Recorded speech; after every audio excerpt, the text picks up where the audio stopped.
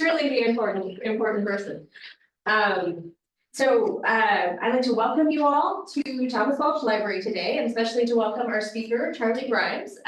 My name is Laura Christensen. I'm the director of the library. And I just want to welcome you all to the library. I recognize several of you from the programs we've had before, and then some of you I don't, so I'm always happy to see new faces. I'd like to ask you, just while you're here in the room, if you can silence any cell phones. Please know that this program is being broadcast virtually to many people on the internet, but also it's being recorded. So we will, put this on our YouTube channel. But people in the virtual audience who have questions, we ask that you hold them till the end, and Anna Carneal, our library genealogy associate, will be relaying them as the moderator at appropriate time.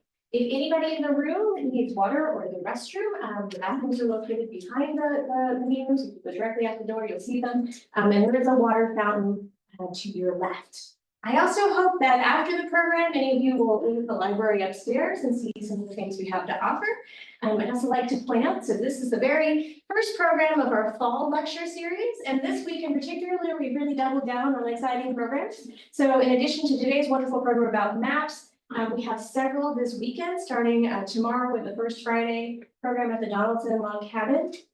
We also have two programs on Sunday, one at the cabin, one here. The program here is about a Heritage Dulles presentation. It's a presentation of an interactive mapping system of the Dulles area. So if you love maps, which I'm guessing you do because you're here, it might also be of interest. And there's information in the back of the room and also on our website. So I'd love to introduce our speaker, Charlie Grymes. And honestly, this is my first time meeting him myself, but I've heard great things about him from our former director, Alexander Gressett, who of course just retired. And he taught geography at George Mason University. He retired from the U.S. Department of the Interior after over 30 years in a variety of jobs, including park ranger, scenic easement administrator, and information technology manager. And he now serves on boards of local nonprofit organization, non-government organizations, and pesters his local officials regularly, which we all appreciate, especially those of us in local government.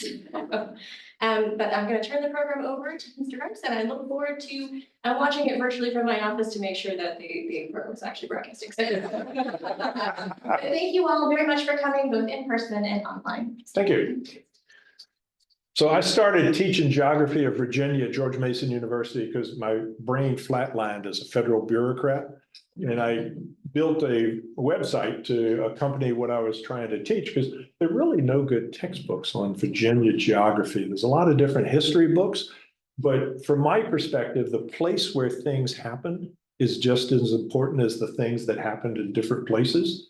And so I wanted to bring to the fore the geographic context for a lot of our actions, a lot of our history, and in fact, a lot of our future for the planning ahead. So today I'm going to give you sort of a big picture context of how to work with maps. I'll give you a couple of hints of places where you can go to find maps. And then we've only got an hour and I've got 3 hours of slides. So I'm going to quit at some point and we will be done. So let's see if we can get the slides to go forward. Oh, I should hit the clicker. And if I... Let's see. Heal. Command, okay. There we go. All right, so... All right, we can make the universe work. So yeah, a disqualifier, you do not want to ask anybody who teaches geography how to get to a place. We're not very good at that part of it. We're good at the 5 o'clock measuring stick. If Margarita's down the street, we can go find Margaritaville. But if you want to figure out where to go, ask the spousal unit. Don't ask the guy who teaches geography. You're in an area that is actually rich in geographic resources because our documented historical record goes back so far. You can find a lot of material to work with. This county has built a website with a lot of information about maps associated with Loudoun County. fully recommend that you take advantage of what they've got. Because you have Gene Shield, you have something most people don't have. I live in Prince William County. Gene came down and did maps of Prince William County. They are a reference and a resource that we will be using for centuries. He did a great job of interviewing everybody. He collected all the local lore, the stuff that was not in the books. He collected the stories that people had that may or may not be true, but they were good enough to write. And I recommend taking advantage of them, whether you buy all of the local lore or whether you take it with a grain of salt. It's part of the story of places. And so that little dot on the map has a story associated with it. I got interested in geography because I wanted to know what had happened in my backyard. I wanted to know what had happened here. So when I taught geography, I assigned my students the responsibility of tell the story of the place where they lived or where they worked. And so basically it was homework for 14 weeks as they drove to work or they drove back home. Look out the window and see, what's that stream doing there? What's the name of that stream? Where does that stream come from? What's the hill? What's the geology of this particular site? Who was here in 1600? So you can do the same. You can leave here today and you can do homework for the rest of your life. Can we ask questions? Yes, go ahead. Throw you off, okay. So, just in researching the word topography, it actually, from the Greek, it is to write about a local place. And I'm curious, in your experience, have you ever experienced topography used in that way, where it's kind of talking more about writing about the place than necessarily any kind of elevation or? And I know topography is the bumps and the valleys. And so the topography of a place is the landscape form. Right. So whether you've got short hills, you've got the Blue Ridge, you've got the plains, and you've got the valley of the creeks and the Potomac. So I would know of topography, not so much as the literal interpretation of the Greek, but as basically the elevation and the contours of a location. So But I like the idea that we can expand beyond what we got. It's a really interesting concept. Yeah, we're not constrained by words alone. We can use our imagination. You're authorized. All right. Yeah, thank you. Yeah, please, if you have questions, let me know. And yes. Question, what's the origin of the word Piscataway in the previous slide? Because I see that in New Jersey as well as here in Northern. So the Piscataway are a tribe that were in Zedediah Swamp, primarily in Maryland, on the other side of the Potomac River from Alexandria in Prince William County. And so the Piscataway were a paramount chiefdom of Native American tribes, multiple tribes with one chief who was not, it was not a confederacy, it was not a controlled state. It was sort of an in-between control where the tribal leader, the Tayak, had responsibility. Down around Jamestown, you're going to find Powhatan as the chief of a paramount chiefdom of 33 or so tribes down around Jamestown.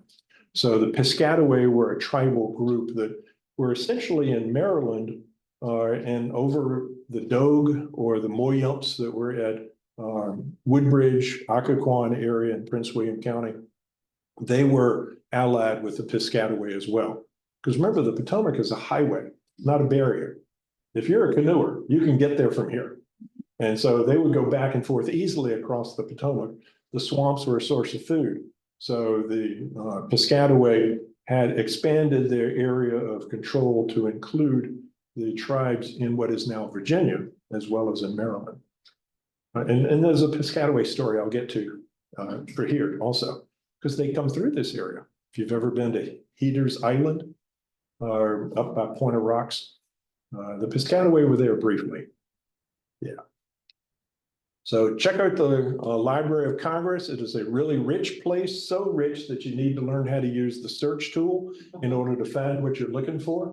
It's there, and they're digitizing incredibly fast. It's a stunning experience. When I was back in school 25 years ago, the librarians were just showing up in the web training classes to learn how to put their stuff online. Boy, have they gone far.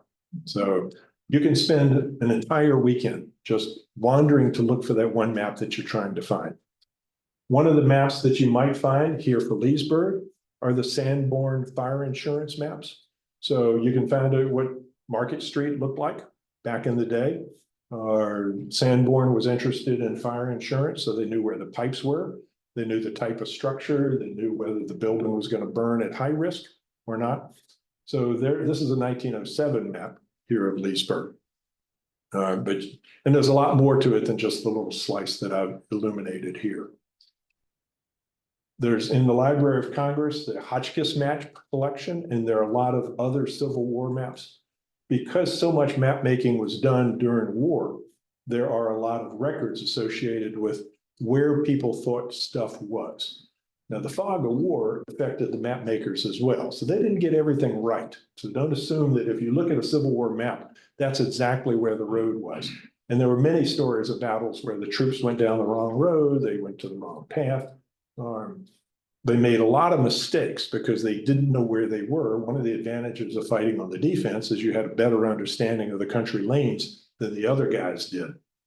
So the Civil War maps, most of which are actually Union produced maps, are highly interesting and often highly accurate, but occasionally they're not perfect. So be thee forewarned, just because it's written and posted at the Library of Congress doesn't mean it's true. The state has a Library of Virginia with a rich map collection. If you're interested in anything related to engineering, the Bureau of Public Works, which is the state agency that basically finances construction of roads, canals, and railroads, they have a lot of maps. Of course, you have a lot of railroad and canal history here in Loudoun County. And so the resource to work with that I encourage you to explore is the Bureau of Public Works maps at the Library of Virginia. And Alan Voorhees donated a lot of maps to the Library of Virginia as well as other places. And his map collection is also a place where you can spend hours. If it's raining and snowing and the internet is still working, go to the Library of Virginia, get yourself a caffeinated drink and enjoy the experience. We're not the only library to explore. University of Texas has the Perry Castaneda Library map collection. If you're looking especially for the stuff up to 1600, up to 1607, this place is particularly valuable. So if you're interested in knowing what were the Native American groups in different places, there's a number of different sites, the Smithsonian has some as well, that are identify where we think the territories were for Native American groups. Now, they didn't have treaty organizations that drew documents with lines on a map and filed them in a folder. So the boundaries of Native American control are variable, flexible, loose, but there are enough information for us to have a clue of who lived where. And a lot of that got documented and recorded in these maps. May I ask, do we have any Native American maps, or is that simply a tool that they did not use? I'll show you the one we've got. Yeah, you're good. You're good.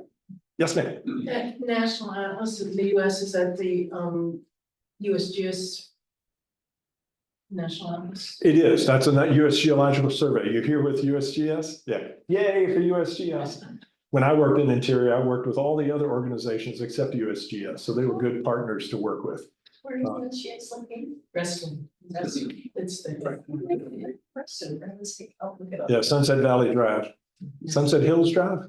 Sunset- There's something on that 50th anniversary of that building. Okay. Cool. Yeah, so when USGS came to Northern Virginia, that kind of helped grow this part of Northern Virginia as we move the federal agencies out. And it helped boom what's now the Reston Herndon area. So USGS has an incredible number of resources to work with. I'll get to that in a second. The David Rumsey map collection. David Rumsey, like Voorhees, was a wealthy person who had a love for accumulating maps, and he had the good sense to donate them. In this case, to Stanford, which has spent a lot of time posting their maps online. And they got maps of our places, places that we care about. So your assignment is to go explore, because we could spend the entire hour just talking about any one of these resources. Any one of these sites and collections is well worth just an hour to hunt. And if you're not hunting for something in particular, you'll find something of interest. I happen to like the New York Public Library. They've done a great job of digitizing and posting information. And one particular set of maps, Charting America, is where I find most of what I'm looking for, because I'm Virginia focused. That's my particular interest. but they've got maps for the areas around Virginia. And if you care about Virginia, you got to care about West Virginia, Maryland, Pennsylvania, North Carolina. Now, as a Virginian, I don't really care about North Carolina. We got rules about this. If you're a true Virginian, you can't care about North Carolina. But the great shame of my family is that's where my mother was born. I was in my 60s before I found out that she wasn't born in Virginia. So you got to live with some things. You got, things in closets. If you go to the Bureau of Census, their information is extraordinarily detailed. I find it difficult to interpret. So visualizing statistical data is a mechanism by which you can convert something that's dull and boring and dry into something that is of value and of interest. You may know that Loudoun is perhaps the richest county in the United States. Of 3,000 or so counties, there's more wealth in Loudoun County than there is in all the rest. But this is a clue as to where the other folks have assets. Here's where your partners are in terms of income across the United States. Here's the status within Virginia. You can see which areas of Virginia have a high level of personal income and which areas have perhaps a different perspective on taxes, a different perspective on bond issues, a different perspective on funding social services and funding parks, because perhaps the level of income in those areas is different. So with a graphic, with the map, you can understand better some of the politics of some of the places across Virginia. Now, we're history people here today. So Gene Shield, source of all knowledge and wisdom, did a great map of the German settlement as people were migrating into Loudoun County. And one reason they came to where they came is that there were quality soils here. So you can go to the US Department of Agriculture, you can check out their soil maps, and you can see where their soils were suitable for good agriculture and why they settled where they settled. There's also a series of 1937 aerial surveys. You don't have any aerial surveys before 1937. It's really sad. There's no 1804 aerial surveys. But we do have 1937 aerial surveys, and they're available to see. So if you live in a particular place and you want to see what that neighborhood looked like, particularly what was the pattern of field and forest, you can see that in these aerial surveys dating back 90 years. Now, we've got more people moving out of Virginia now than are moving into the state. This is a change from what used to be a fast growing state. Statistics associated with that can keep you up for hours if you're a tax accountant, but if you're a normal person, you probably want to have it all summarized in a quick visual, which is what this one does. Cardinal News is running a great series of stories associated with population changes. They're drawing from the Weldon Cooper Center at the University of Virginia. Now that Northern Virginia is losing population, Fairfax County is losing a total population, it's going to affect the whole state. So with these maps, you can look back in time, but you can also look forward in time. You can anticipate that the economic engine of Virginia, Fairfax County, produces 22% of the state's taxable income. As Fairfax County loses population, there's going to be less tax revenue generated in Fairfax County. So if you live in one of those other counties colored in a different red or hue on this particular map, you're going to get less revenue from the state to come in and help subsidize the coal fields expressway or a variety of different economic incentive programs in Southwest and South Side Virginia. You're going to find that the pie is going to be a little bit smaller, at least the portion of the pie that's coming from Northern Virginia. Those of us who were born after World War II know that Northern Virginia has always been growing. Northern Virginia has always been gaining in wealth. Northern Virginia has always been subsidizing the rest of Virginia. And so that's all changing. So this particular map can give you a heads up that what we know to be true in the past won't necessarily be true in the future. Again, US Geological Survey, another great resource to draw from. It has a particular tool I like, the streamer, where you can click on the beginning or the end of a stream and ask the machine, draw me a red line and show me where the water goes. So if you're looking to figure out where Goose Creek runs in Loudoun County, which is displayed here, then this can give you a very quick graphical image of the location of Goose Creek. There are many different hydrographic maps, many different ways to view where the streams are. And of course, if you're hauling a wagon with 1 or 2 horses and a heavy load of wheat or corn, and you're trying to get up the hill and onto the other side, you're going to know about watershed divides and hydrographic boundaries. You're going to know about where the hills are, where the valleys are. Those of us that are in a car going 65 miles an hour and you just press the pedal to get there a little quicker aren't really conscious of where the watershed boundaries, where are the divides, where are the, other than the Blue Ridge being a big hill, where are they in Loudoun County? And these tools like Streamer can show you where the hills are in between where the valleys are. If you're looking for dinosaur footprints in Loudoun County, U.S. Geological Survey can help you find them. If you ever get to Oak Hill, James Monroe's house, the patio at Oak Hill, paved with dinosaur footprints in the sandstone. So the J on the map here stands for, you've seen the movie, Jurassic Park. So this is the geologic formation that was deposited when the dinosaurs were tromping across Loudoun County. So all those J's that you see on the map there are different geologic formations, different sediments washing off of what is now Bull Run Mountain. That sediment piled up in a valley. Dinosaurs went tromp, tromp, tromp, mud dried, other dirt fell on top of it. And then that dirt eroded away, the sandstone got exposed, and the folks building Oak Hill went out and in a quarry excavated some rocks that had dinosaur footprints. Now they're not Tyrannosaurus. We never had T-Rex in Virginia. Are they that big? No, no, these are big the size of your hand. So these are 3-toed dinosaurs. Eubrontes is the name we give them. You have no idea what it looked like. We only have their footprints. No aerial photos of the dinosaurs. It's so disappointing. We should have had aerial photos. We were talking earlier, but when the aliens finally show up and give us their imagery, maybe then we'll see what the dinosaurs really look like. But we only have their footprints. But you can find places like this, and I can go down in Prince William County and follow this geologic formation and say, this is where I'm likely to find these. And if you go to Culpeper, the quarry was just open a couple of weeks ago to give you the tour of the dinosaur footprints in the quarry. So you can find out where the dinosaurs tromped across Virginia by following the geologic formation in which their footprints were captured.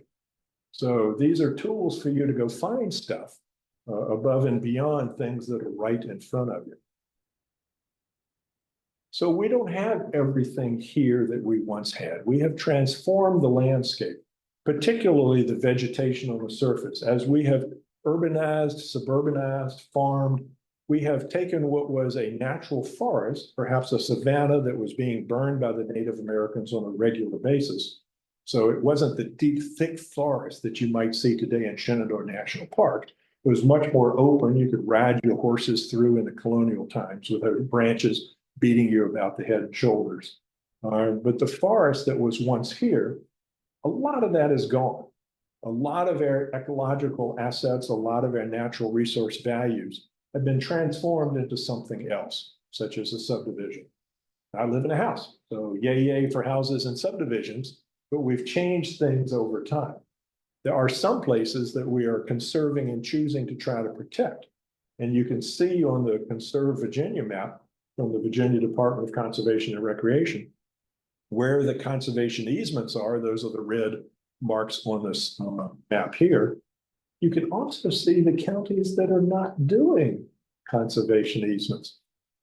I didn't show you Prince William County because it's dull and boring. There's not a lot of red blobs in Prince William County. There's not a whole lot of conservation occurring in Prince William County. In contrast, Loudoun County, at least west of Route 15, has a different story to tell.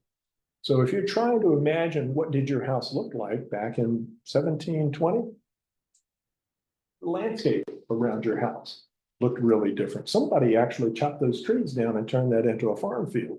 So what type of trees were there? What type of animals were there? You can go and look at some of these conserved areas and get a clue. Yes. While we're talking about trees, if I can just ask, I know this is a strange question, but Yardley Taylor was also an arborist. Do you know of any of his trees that are still standing? I don't. That's an excellent question. I'm not sure if any trees from his 1720s, 1730s time period. I don't know if any of the trees that he brought here are still remaining. Most of the fruit trees have a lifespan of maybe 40 or 50 years. I once managed a peach orchard for a federal agency. And the best thing that could ever happen was for those trees to roll over and die. Because it was a headache for us to manage. So trees like peach trees, apple trees, things that you would plant in order to generate fruit. So you can make brandy because that's what they were making with that fruit. Those trees are probably all gone, but their descendants may still be around. So you may still find remnants of an orchard. Certainly there are remnants of orchards across the Blue Ridge. One of my assignments in college was to go look at the old farm fields of Shenandoah National Park. And we had a map of 1930 Shenandoah National Park area, and it showed what were farm fields. We went out, this was in the 1970s, and there wasn't a farm field left. Everything had grown up in forest. Within that time period, we had grown trees, because you get 43 inches of rain here. In Shenandoah, you get maybe 55 inches of rain a year.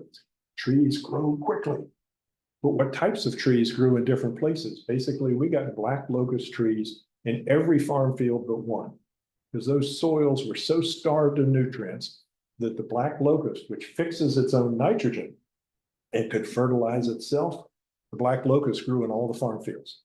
And if I went back today, they're probably all gone because that's a short-lived tree, and it's probably oaks, hickories, and maples that are replacing.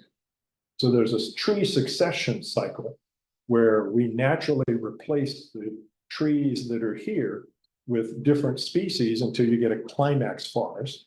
And that's probably what was here in the 1607 time period.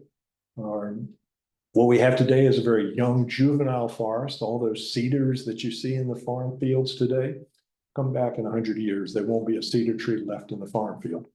Because they'll all died and they'll be replaced by pines and they'll be replaced by oaks and hickories and maples. So our forest pattern changes over time. But as to the historic trees on Manassas National Battlefield Park, we've marked about a dozen trees that were there in the 1860s. We've identified about a dozen. It's 5,000 acres, and we've got about a dozen witness trees. So that tells you how quickly trees get replaced. Yes. One quick question in the slide before here, there were green areas. What does that designate? So those are parks or conserved areas, or I didn't put the legend on here, which is a sin of a map maker not to show the legend, but there's only so much information to show. But those are areas that are actually owned and protected as parkland in some way. And some parks actually have conservation easements on them because you can't trust the government agency that owns the park, but you need to make sure that they're protected by more than one rule. Yes, because you can't actually sell a park and turn it into a school bus lot. We have done that in Prince William County. Over time, we're going to be making more changes. So there's an effort to plan ahead. This is the Northern Virginia Regional Commission. This shows what may be the only remaining opportunities for wildlife corridors. Not just people who moved here from Pennsylvania. Bears walk here from Pennsylvania. Deer in Turkey, birds, they all migrate through this area. These are the natural corridors that could be created and managed as natural corridors, according to a 2012 study. Now you can take this historical information, and 2012 isn't that long ago, but you can take this historical information and use it to project into future decisions and current decisions. When you rezone land in Loudoun County, is this a relevant factor to consider? So if you're looking at the impacts of a particular rezoning, one of the ways to assess that is look at the past, see what was once here in ecological terms, look at the future to see what you may be planning to conserve in environmental corridors, and then you can help make a decision as to, is this the right thing to do at this particular parcel? It's an informed citizen comment as opposed to growth is bad, data centers are bad, we can't have this happen here. Maybe you can show up at the zoning meeting and say, well, I think the thing you need to consider is conservation corridors should be preserved, and maybe this doesn't do that. Does this have anything to do with the linear parks and trails? So linear parks and trails here in Loudoun County is your plan for creating parks and trails that are connected, particularly through stream valleys. This is one of the inputs into the decision process. So a more updated version of this that's county specific is the linear parks and trails map for Loudoun County. Now, Fairfax County is now redoing their trails map for active Fairfax. Prince William County has done a trails map for its 2040 long-range plan, so that you can use these maps of the past and you can use these maps of the future to make decisions in the present. So something that you probably all appreciate is we do historical research because we're asking some fundamental questions. Sometimes it's just entertainment. Sometimes it's, I want to know who my ancestors were, but there's a lot more existential questions about how we choose to live our life today that history can inform our decisions that we make. And I'm a 10th generation Virginian. I've got an oddball last name, so it's real easy for me to trace my heritage back to 1643, when the first guy who couldn't keep his mouth shut in England had to come over here to Virginia. It's a family trait I've inherited. And so learning the genealogy of my family is somewhat interesting. It turns out that the men were all losers, but the women married rich and important people. And so we're in the books, but we're always in the books as the wife of somebody. But I love doing the map component of my family genealogy because it helps me understand better what were these people doing in the places where they lived. I walked through one of my grandfather's farms in Chesterfield County, and there was a historic sign there saying Robert E. Lee retreated from Petersburg in 1865 through this territory. I was excited. My mother poked me. She's not from this particular line. She's married into it. My mother poked me and said, son, Robert E. Lee retreated all across Virginia. So it's going to help put into context the value of that particular day when he marched across that particular parcel for that one particular moment. Those of us that acknowledge Virginia history or claim Virginia heritage are anxious to often identify ourselves as, I belong here and you don't. These are the folks in Colorado who've gone crazy with their bumper stickers to identify who's a true Coloradian and who is not. But I would suggest that if we're only doing the genealogy and the records and we're not doing the maps associated with the places where these people lived, we're not getting the full story of our family. We're not getting the story that goes with the names and goes with the dates. And so an easy way to do that is to dig into the maps. You can also dig into all the books, but they're long and hard to read. And the maps are a lot easier to incorporate. They have clip notes. Yeah, yeah. And like in Waterford, it's not just the building, it's the view shed from the building. So in order to protect the context, you can't just pick the building up, move it to the other side of the street and say you've saved it. We did that in Prince William County. If you go to our county libraries, we've picked up a bunch of structures, moved them to be next to the library, and we proudly advertise that we've saved the history of that particular structure. We have saved that structure. We have saved the story. It's a great place for people to visit, but it's a little more challenging to understand that this was actually a farmhouse and it's now surrounded by suburbia, and the farm is all gone. So you have to go back to the maps to get the context of what did that place look like back then.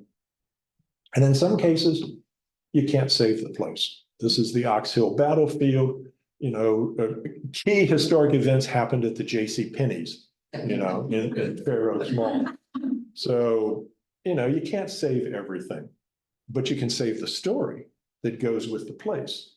And when I go into Fair Oaks Mall, I have sort of a deeper understanding of the place that I'm walking through, in addition to the hunt for whatever it is that I've been assigned to go find. There's a lot of history that will be confusing, especially in the county names and the place names, because as you know, anybody who's done local history, who's done genealogy, your court records for your earliest ancestors might actually be associated with a different county. Now, 1757 is when we started Loudon. There's a whole lot of people that you might be tracing back before 1757. You're not going to find their records in the Loudoun County historical records. You're going to find them someplace else. And we changed names just to make it really confusing, like the town of Fairfax was in Culpeper County, what's now the city of Fairfax. But the original first town of Fairfax was in Culpeper County. So when Fairfax County established its courthouse in 1800 in the center of Fairfax County, it was in the town of Providence. So today we still have the Providence Magisterial District in Fairfax County. That's the heritage of that. And it wasn't until Culpeper changed its town's name that Fairfax got to create the town of Fairfax. One of the great resources to work with if you're trying to trace county boundaries is the Newberry Library. It is incredibly good. This graphic, this is what we looked like when the original shires or counties were created in 1634. We were part of Charles River. And then they divided up as population grew and we created more counties. We became part of Northumberland County. And then Northumberland County was split, so a portion of it became Lancaster County. And Charles River County was renamed York at one point. So if today you look at the map and you look for Northumberland, Lancaster, and York counties, they're not in these places. Things change over time. We became part of Westmoreland County when the Northumberland County was subdivided. And we're part of the Fairfax Grant. Lord Fairfax ended up inheriting the land that Charles II gave to his supporters back in 1649, when he had no hope, no future, no possibility, and a claim to a lot of land that he never had seen and never did ever see, but he gave it away. And he gave away 5.2 million acres to a handful of his supporters, and Lord Fairfax ended up inheriting all of that. Loudoun County is within the boundaries of the Fairfax Grant.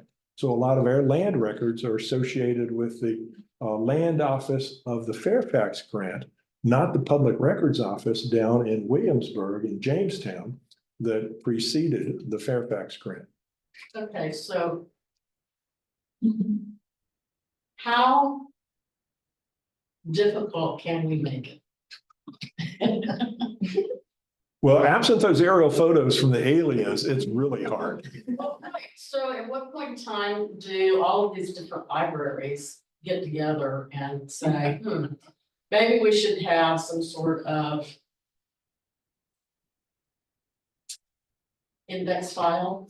Life is so much easier today because people have been posting their records and an index to their records. We're now indexing the newspapers, so we're capturing place names and family names. A Chronicle of American History at the Library of Congress is indexing a lot of the newspapers. So we are making it easier every year for you to search by a specific keyword to identify what you're looking for. So if you're blessed with an odd place name or an odd family name that isn't Williams or Carter or Cooper or Smith, then it's a lot easier, but it's still hard. Come back in 50 years, it'll be a lot more easier. Hit the AI button and it'll do the search for you. But at the moment, you can find more than you probably have time to work with in terms of the records that are available online. You no longer need to get in the car and drive to the Library of Virginia or drive down to the Library of Congress the way we used to have to go in person. It used to be a field trip to do your family genealogy, and you would go to the county records office and all the county courthouses. County courthouses, especially Loudoun County, are publicizing a lot of this information online. And as the original land patents and the surveys associated with the land patents, the church records, the burial names and all the burial sites, they're all getting posted online. So the answer to your question is, it's easier every year. It is not easy yet. So you have to have a skill set to know how to search some of these places. But one of the things that you've mentioned several times in the discussion about the libraries is And I believe you started down the path with one of your questions and. The maps are about what happened. or the places. It's after the fact. This is the end result. But it doesn't talk about the why and the how. The why and the how is where you have to bring your critical thinking talent and your ability to match information from multiple inconsistent sources. The greatest example of that is explaining what happened during different battles in the Civil War. We are still fighting today over what happened in those particular battles, because the generals all spent several months writing a report that showed they did everything right and on a particular timeline, and the other guy made them get beat.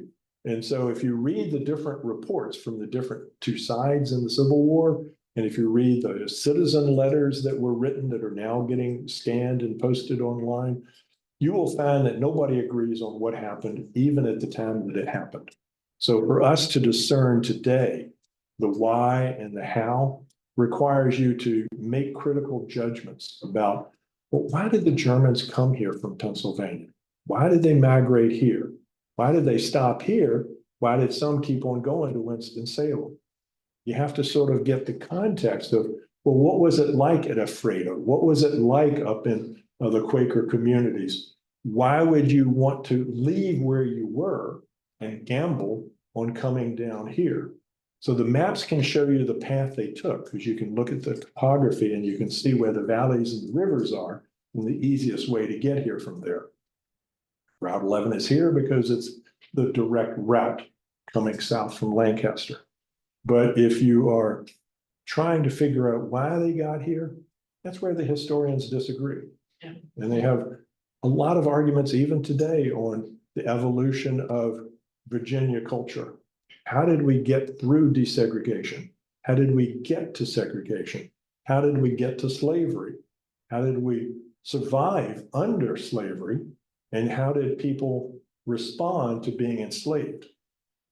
You can look at the map at the Underground Railroad and how people got out of Virginia, but you're going to have to use this part of your brain to figure out why people left and why some people did not.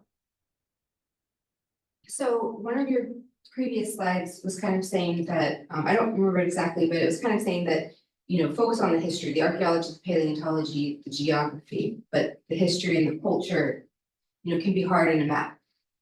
But then Yardley Taylor in his Loudoun County map writes all of the people. Is that a common thing for map makers to do, to put who's like the families who are? Yeah, early map makers listed many of the places that are the houses where people lived, in part because they negotiated with those homeowners to show that name on the map. Go to Virginia Beach today, what stores do you see on the tourist map? The stores that paid to have their name added to the tourist map. This is not a new concept. So Yardley Taylor didn't get paid by somebody to do this map. This was a capitalist investment on his part. A communist investment. And so he searched, All the people. yeah, he searched out who would contribute and buy his map. And if he put their name on the map, they might buy the map. So it was a smart decision on his part to list those. And Gene Shield talks in his story of this particular map maker, why so few houses are in the east side of Loudoun County. By that time, the soils had been exhausted, people were poor, and they didn't have the money to pay him to put their house on the map. So if you're researching back and you've gone to 1757, I know you mentioned like Culpeper and Fairfax and Prince William. Where is the courthouse that is like just before that for the 1740s and 30s and 20s? So the courthouses bounce around. Fairfax has had 4 different courthouses. The last 2 are right next to each other, the historic courthouse and the modern courthouse. But Fairfax's courthouse was once in Alexandria, and once it was at where Tyson's Corner is today. That's why Courthouse Road goes to Tyson's Corner. Prince William's had 5 different courthouses. Loudoun's only had 1. Stuck a courthouse here in 1757, and it's been here ever since.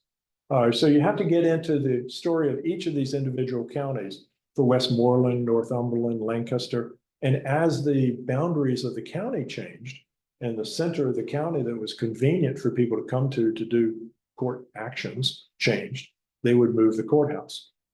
But for 1730 through 1750, like, where's the place? So 1730, the courthouse is going to be Woodbridge because you're part of Prince William County right here in 1730.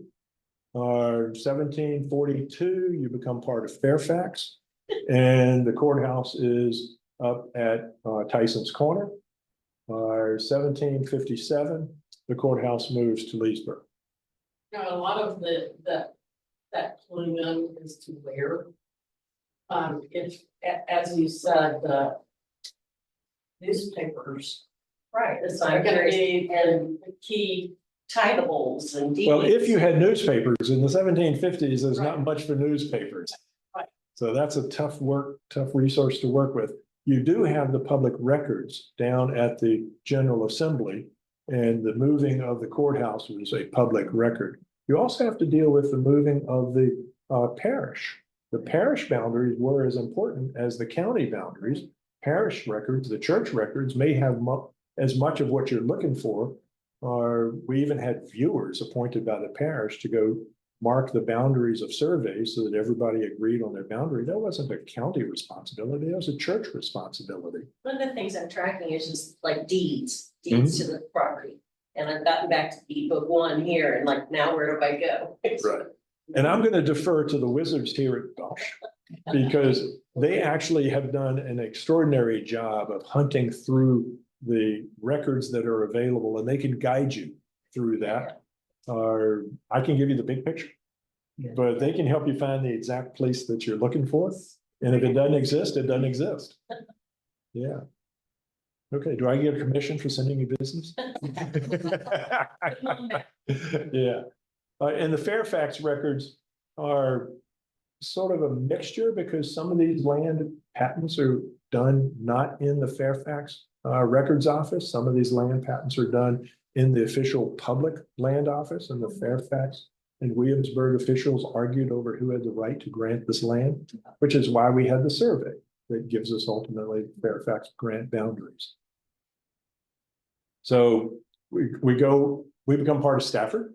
So you have to recognize that some of the records for this area, you were once part of Stafford County, part of Prince William in 1731, then part of Fairfax, then you become Loudoun County. And this Atlas of Historical County Boundaries has a list of all of the actions associated with each of these changes. It's a great resource. And then in 1798, the eastern portion of Loudoun County got pushed back to Fairfax County. So here's a why question. Why would the area between Difficult Run and Sugarland Run get transferred to a courthouse in Fairfax rather than a courthouse in Loudoun? What happened in 1798? Not much. What happened in 1800? District of Columbia was established. The Fairfax Courthouse in Alexandria is now in the District of Columbia, so it can't stay there. So the Fairfax County Courthouse gets moved to Providence, currently the city of Fairfax. And in 1800, if you're in the Sugarland Run area, it's easier for you doing your business already, hauling your crops to Alexandria. It's easier for you to go to the Fairfax County Courthouse than it is to go westward to Leesburg. So the petition of the residents in that particular area was driven by the creation of the District of Columbia. And so we have to get the context in order to understand the boundary shifts. And today you can look at this, the population concentrations. This is the density of population in Loudoun and Fairfax today.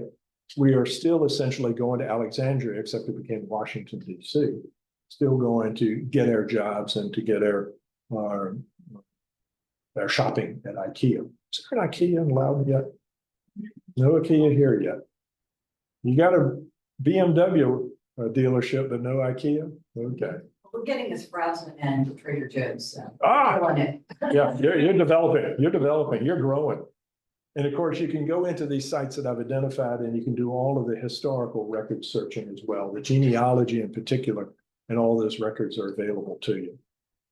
So let me ask a quick question. Why did we have a Fairfax land in Northern Virginia? Why did Charles II give away Northern Virginia?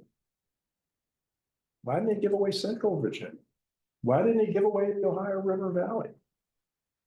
And the answer is he didn't have an understanding of what was here, but he knew that the area south of the Rappahannock was already populated. So he went north of the Rappahannock and he gave away that land. But he couldn't give it away beyond the Potomac because that had already been given to the Calverts in the colony of Maryland. So he gave away the portion of the land that he thought was unoccupied, not paying attention to the fact that there were Native Americans there. He thought it was unoccupied, and he didn't really know what he was giving away. But of course, it didn't matter to him anyway. So he gave away a chunk of Northern Virginia because north of that was already Maryland and south of that was already occupied by colonists. They didn't know a whole lot about this area. When John Smith came through, he had to stop a Monacan on the Rappahannock River. He actually interviews a captured Monacan from west of the fall line. And he says, "What's west of the fall line?" And the answer was from Amarolac, who tells him the story. The Manahoacs live on the Rappahannock, the Monacans live on the James River, and the Massawomacs live further north. And so John Smith, I mean, I don't know how he did this since he didn't speak Algonquian, somehow manages to interview this guy and create a map. He puts 200 towns on his map. He only visited 54 of those particular towns. But he was an extraordinary, capable map maker and an interpreter of information, even though he had a language difficulty that would prevent me from being able to capture that information. I'm just in awe of his capacity. But he had a lot of misinformation. The English thought that the Pacific Ocean was just 10 days away across that ridge. And even long after Jamestown, when they drew the maps in the 1670s, they're blank spots for this area because they don't know what's here. First guy to come through near here is a guy named John Lederer. He basically took I-66 west. And he looked beyond the Blue Ridge and he saw what he thought were whitecaps. What he saw was the Shenandoah Valley. We know what it looks like today. But again, they didn't have access to that imagery from the aliens that was available but not shared. And so the Europeans went ahead and they laid out claims of ownership to land that was not well understood by the right of discovery, by the right of conquest, in some cases by purchase. The British claimed they conquered the Haudenosaunee Confederacy, the Iroquois, and all the lands claimed by the Iroquois became lands owned by the British. So by that claim, we ended up potentially being part of what was claimed by the British because they defeated, quote unquote, the Haudenosaunee Confederacy, the Iroquois. But the big issue for us, after the English realized that there's valuable land on the other side of the Blue Ridge, is that the French were already getting there. So we were part of an international competition to occupy the Ohio River Valley. So the French were up on the St. Lawrence River. The French were down on the Gulf of Mexico, Mobile, and New Orleans. And the French are beginning to explore the Ohio River Valley. And the English were nervous. Remember, the French are enemies. English and the French are not friends. There's no European Union at this time. And so the English perception, it wasn't manifest destiny yet, but they were land hungry and they were hunting for the land west of the Blue Ridge and the west of the Appalachian Mountains. But the French were getting there first and their maps were lousy. So they thought the French were really closer than they were. 40-degree parallel is basically Philadelphia. And Lake Erie is significantly north of the 40-degree parallel, but they didn't know that at the time. So when the French were on Lake Erie, the French were in our backyard and they're going to come occupy Williamsburg any day now. And the French planned to trap the English on the coast. They had no desire to let the French occupy the Ohio River Valley. They'd already had a competition with the Spanish in the southeast, and the Spanish had won. The French attempt to colonize the southeast had failed. So when Governor Spotswood in the early 1700s is organizing his Knights of the Golden Horseshoe back in 1716, and he goes across what's Route 33 today, over into the Shenandoah Valley, he doesn't come up north. Doesn't come up north because it's the Fairfax territory. He's the governor. They can't really give away what's going to be the Fairfax grant. So he's going to stay south, take Route 33 over to the Shenandoah Valley, and he's going to try to find out what's there. It's a real estate hunt, is what he was doing. And they thought the French were already at the Blue Ridge again. And the English says, well, forget all those French claims. We're just going to claim we own all of this land. So everything from the falls, Great Falls, everything west, we're going to claim because the Iroquois once owned it and we beat the Iroquois, so it's ours. The French drew entirely different maps. If you were studying this story of Virginia in Paris, you wouldn't be seeing John Mitchell's map that I showed you a moment ago. You'd be seeing the French maps, showing that the English were isolated along the coast and that the French were entitled to the Ohio River Valley, and that was the connection between the St. Lawrence and the Mississippi. And the trick is, in 1722, and I'm talking real fast because I know I'm running out of time. In 1722, the Treaty of Albany, which I bet you didn't study as part of Loudon history, did you? Treaty of Albany in 1722, Albany, New York. It's a treaty with the Iroquois, or the Haudenosaunee, 5 civilized tribes known by different names. Iroquoian is the language group they spoke. The English cut a deal in 1722, and in the Treaty of Albany, the Iroquois agree not to travel north-south east of the Blue Ridge. Instead, they'll travel west of the Blue Ridge through the Shenandoah Valley. So that opens up all this territory. That makes this land available because now they've sort of pushed back the Native American claim to this area. It wasn't that they thought the Native Americans had to be bought out or negotiated out. They needed to get them to stay out. And so the warring parties that were marching from New York to North Carolina, the Cherokee and the Haudenosaunee had annual raids against each other because that's how you establish status in their society. And in October, it's a really good time to go walk down to the other guy's place and attack them. The tribes, the Siouan-speaking tribes east of the Blue Ridge in North Carolina were also part of this process. And so this area was fought over in the late 1600s and 1700s.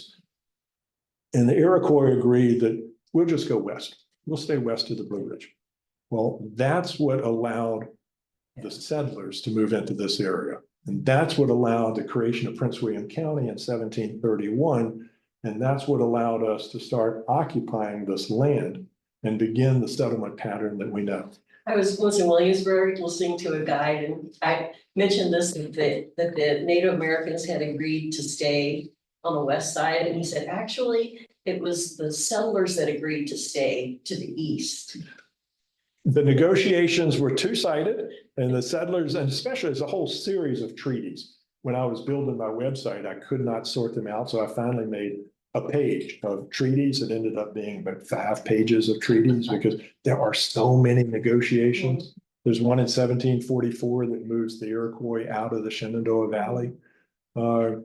So the English had to agree to stay on one side and the Native Americans had to agree to stay on another side. The big decision was in 1763, when there's a proclamation that post the French and Indian War, all of the settlers are going to stay east of this proclamation line, which is basically east of the Mississippi River watershed. And all the Native Americans are going to stay west of the proclamation line. We're not going to fight with each other. And the English aren't going to have to pay a lot of money to maintain troops in North America because we're going to choose to stay apart. Lines of demarcation are not a new thing.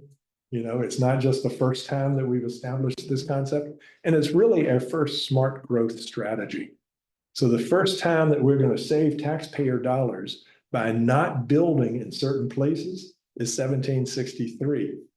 When we draw the line that says, west of the Potomac River Valley, west of the James and the Roanoke River Valley, that's Native American land.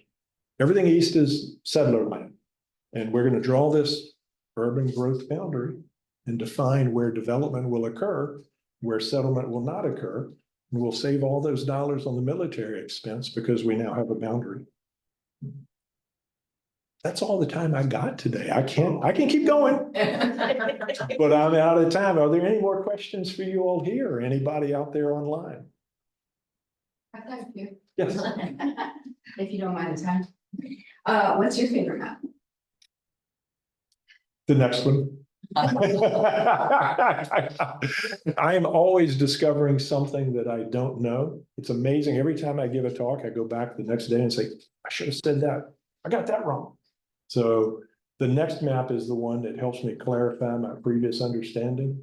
At the moment, I'm looking at a lot of the environmental maps, trying to figure out the pattern of change over time as our forests have evolved. So I'm sort of deep in the weeds looking at ecological mapping. But all this historical mapping to me continually draws me back. So that's, that's really interesting you said that, because I don't have a lot of experience with this, but so one of the questions I have, and it kind of ties into that, is Yardley Taylor, when he made this map of the county, I moved here 7 years ago, so the map was just a fun way for me to get to know my county. But then he wrote a memoir to go with it. And in the memoir, he talks about grafting trees and Yes. all these, being an arborist and all these other things. So is that kind of common, or is Yes. it for people to write their memoir to kind of explain the map?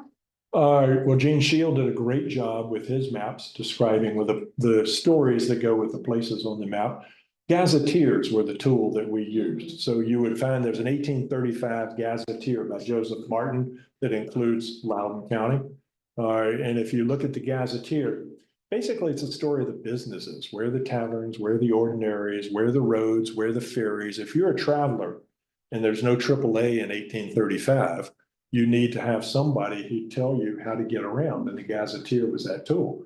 If you're thinking of investing in a railroad in 1835, or you're considering the possibility that maybe there's iron ore that I might want to be part of a project to develop, the gazetteer helps you get that understanding in that context. What's that GAZ? Gazetteer.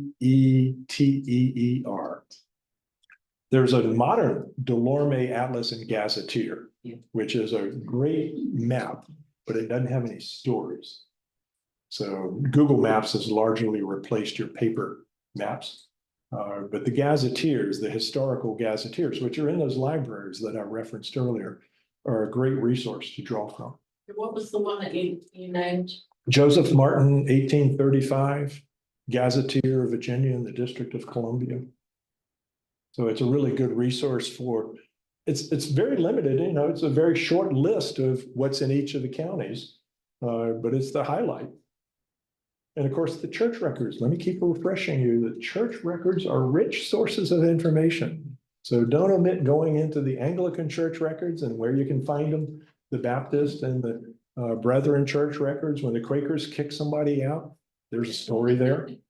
So, those church records are a great asset to draw from. And those church boundaries are moving more often as they created new parishes than the county boundaries.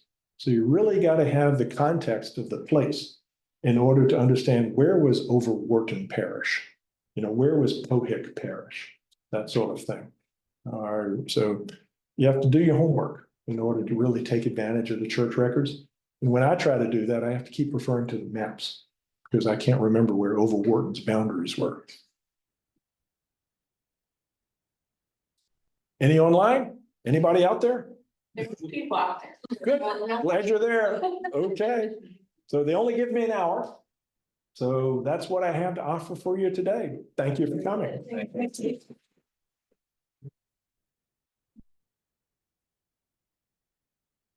And I will give you your computer back. That was so interesting, Charlie. Good, good. Yeah, I think you could go on. I didn't